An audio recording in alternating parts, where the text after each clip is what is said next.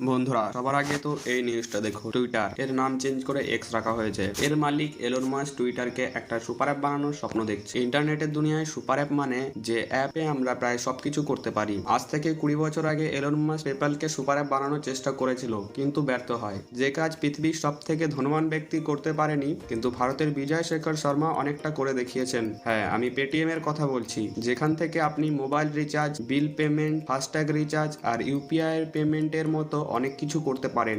2016 সালে NPC UPI launch করে, যার সাহায্যে ব্যাংক টু ব্যাংক পেমেন্ট করা সহজ হয়ে যায়। আর পেটিএম তখন ওয়ালেট মোডে চলছিল, তাই তার পপুলারিটি কম হতে থাকে। পেটিএম তার ওয়ালেটকে বেস্ট মনে করে ইউপিআই কে এত তাড়াতাড়ি অ্যাকসেপ্ট করেনি। এই কারণে ইউজাররা জিপে আর ফোনপের মতো প্ল্যাটফর্মগুলিতে চলে যায়। যতক্ষণে পেটিএম নিজের ভুল বুঝতে পারে ইউপিআই অ্যাড করে, তখন ছোট থেকে বড় সব দোকানগুলিতে ইউপিআই নিজের জায়গা করে নিচ্ছিল, আর বাকি কোম্পানির সব জায়গায় নিজের কিউআর কোড পাঠাতে ব্যস্ত ছিল। আর তখন পেটিএম এর মাথায় আসে এক নতুন ব্যবসা। 2019 সালে পেটিএম সাউন্ড বক্স নিয়ে আসে, যেটা ছিল পেটিএম এর কিউআর কোড থেকে রিসিভ হওয়া পেমেন্ট এর অডিও নোটিফিকেশন দেয়। এখন প্রশ্ন আসে, এই ডিভাইসের দরকার কি ছিল, আর এটা ইউজারের কি প্রবলেম সলভ করত?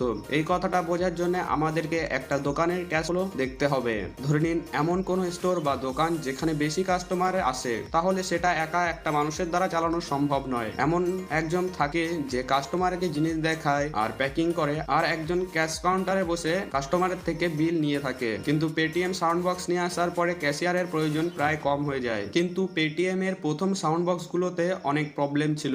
এই ডিভাইসে শুধু পেটিএম অ্যাপ থেকে পেমেন্ট করলেই অডিও নোটিফিকেশন আসতো। ব্যাটারি পাওয়ার অনেক কম ছিল। এই কারণে 2021 সালে এর আপডেট ভার্সন নিয়ে আসে, যার নাম দেওয়া হয় পেটিএম সাউন্ড বক্স 2.0।